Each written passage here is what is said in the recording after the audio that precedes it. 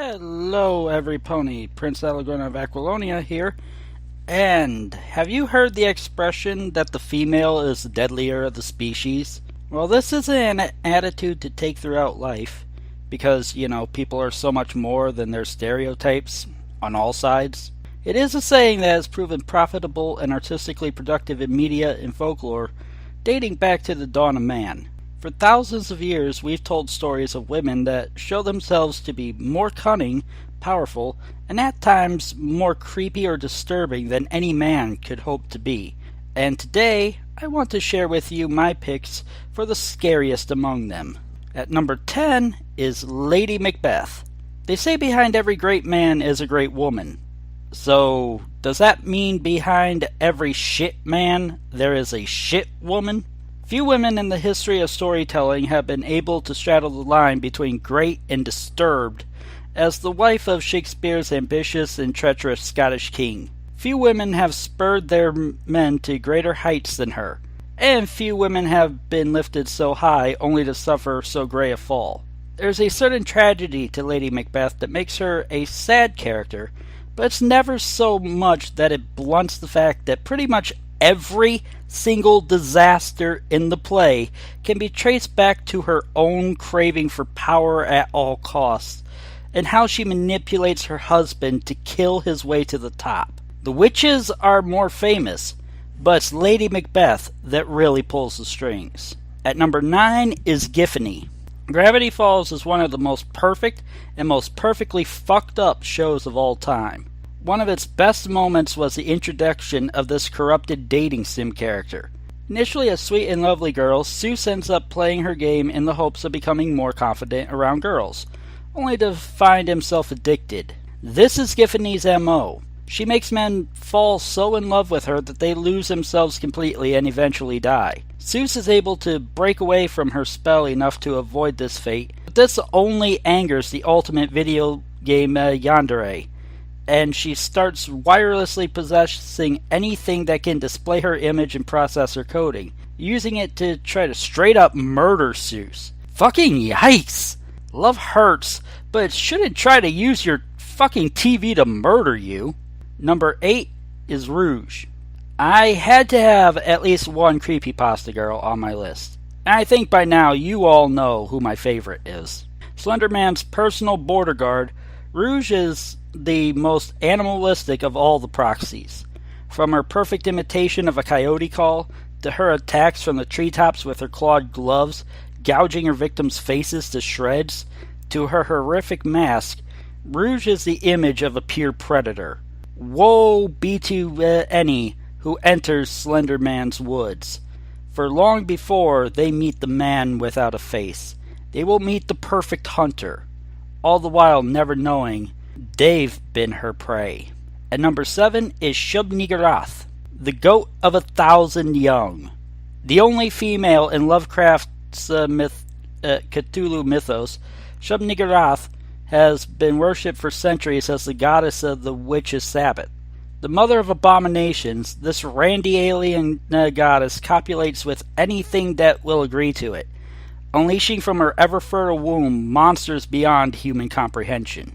At number 6 is Asami from Audition. Audition is such a great film, and the reason it's so great is because it feels so real. When we first meet Asami, it is under the pretense of a false audition for a fake TV series held by widowed casting director Ayama. She seems sweet, meek, and everything a good Japanese spouse should be, and Ayama becomes instantly infatuated. It takes more than half the movie before we start to see the cracks in their budding relationship. Her reaction to learning Ayama has a son, and hence can never love only her, is telling. And when she disappears and Ayama begins his search for her, leading us into her past, we come to realize that maybe we've only been paying attention to the surface the whole time, unwilling to dig beneath. What we find is a woman that's been lied to and used by every man in her life. She was left orphaned at a young age, taken in by her ballet instructor uncle, who pushed her endurance beyond its breaking point, trying to make her his perfect protege. and ended up killing her promising career early by using branding irons to wreck her inner thighs, an injury she never fully recovered from. All because he expected perfection and snapped when he couldn't quite get it. Then later we discovered that she had been in a relationship with a producer that promised her a singing career, only to ditch her once he finally fucked her. And then everything just goes tits up after that.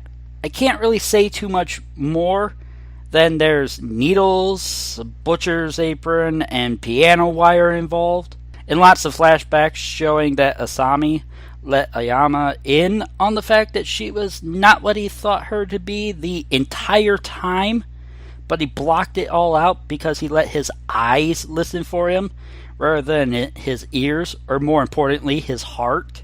Ultimately, though, while Asami's actions in the finale mark her as a monster, she's not a monster by nature, but a monster of circumstance. And that's what's scary about her. She's just a wounded heart that's just been used and abused for years, and this is how she deals with her trauma. There's a lot of women in the world that have suffered at the hands of men, and as many different reactions to that treatment as there are victims. So how many Asamis exist in this world? And how will you ever know if the person you let into your home and your heart might be one?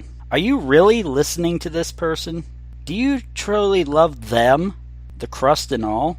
Or is it that you're really in love with your idea of them? Stop and think about that for a second. Number 5 is Adagio Dazzle. The siren's call is always strong. The magic of it compels all who hear. Who amongst us has the will to deny the honey-sweet words dripping from that serpent's tongue hiding in that pretty face? Can you look into those sultry eyes, giving you that alluring stare, and resist the urge it burns into your very blood? For if you can't, surely you will be pulled into the rocks and dashed to your doom, as she feasts upon the rotting mass that was your heart. Number 4 is Sadako.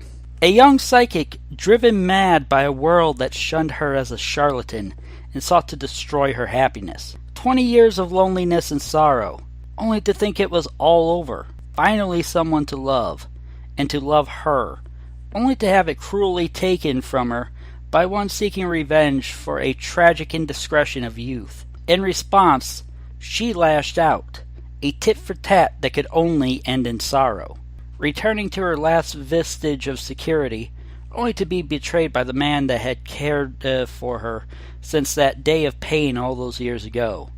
Thrown into the pit, her last image being its black gate sliding over her, using the last of her power, her insanity and grief leaving a stain, crying out that her story be told.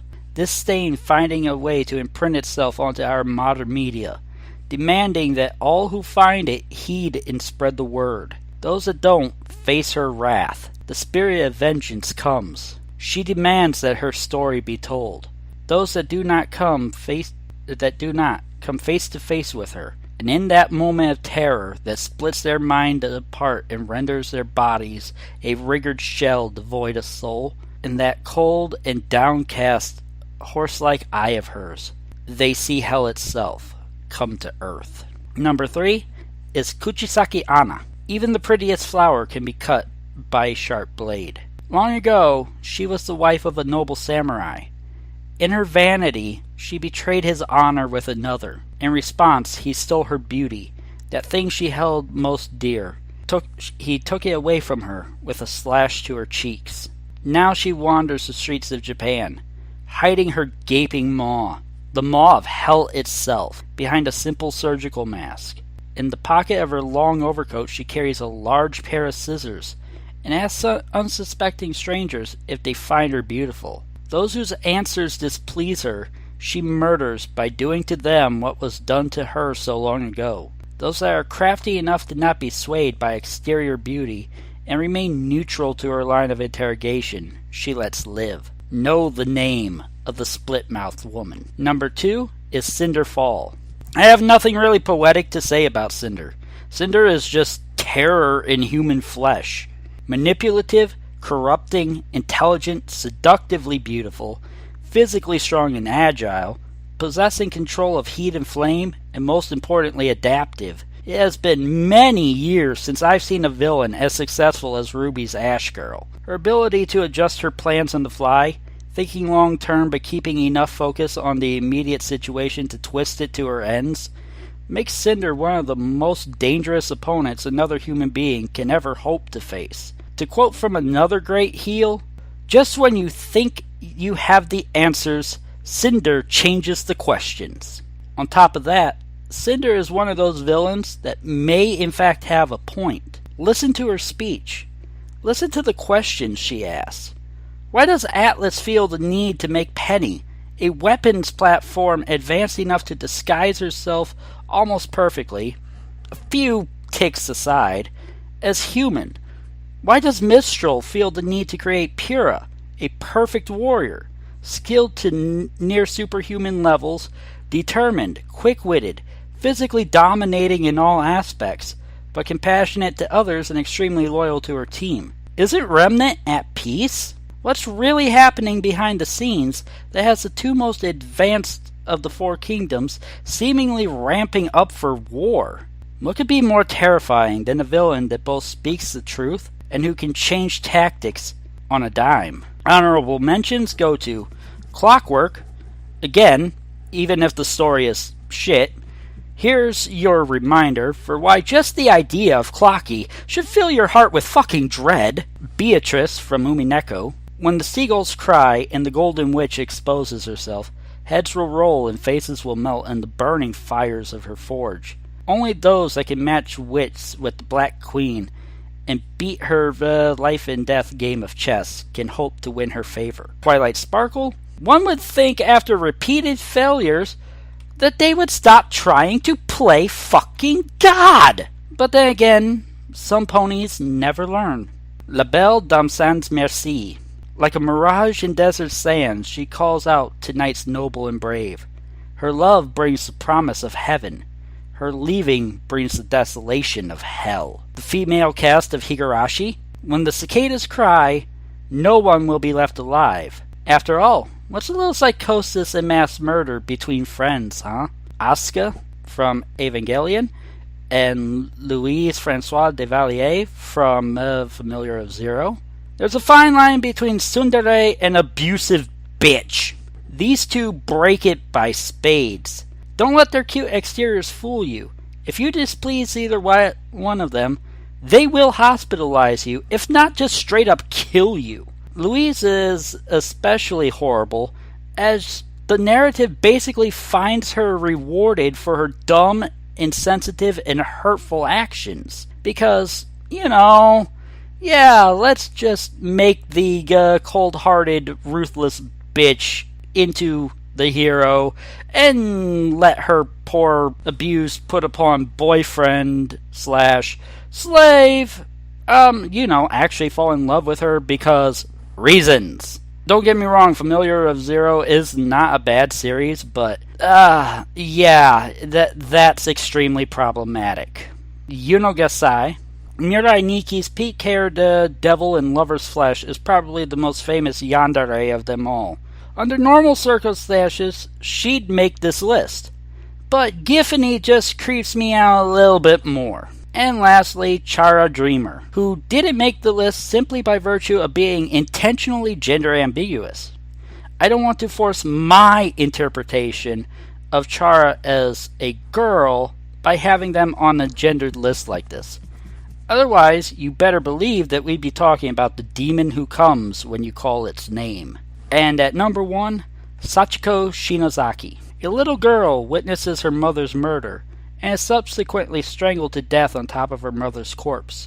In quick order, the killer, a trusted teacher who has succumbed to a deep-seated psychosis years in coming and now finds himself unable to stop even though he wants to, strikes out and takes 4 other young lives in increasingly more gruesome ways. A young boy, stabbed in the guts after having his tongue removed with a pair of scissors. A young girl who is killed with the same scissors, this time with a stab through the eye. having it blended in her skull until it's the consistency of soup. Another little girl with her head chopped off at the tongue. No, this can't be. This can't stand. The anger in the young girl's heart and the hearts of her dead classmates becomes so strong that it creates its own hell. And now, the little girl finds herself the queen. The hateful, murderous, sadistic, and insane queen. But to have a hell, you need to populate it with the souls of the damned, right? So she somehow creates a charm, infecting our world with its symbolic virus. And soon enough, she has her subjects and her plaything. The Red Queen waits for you in the halls of the School of the Heavenly Host.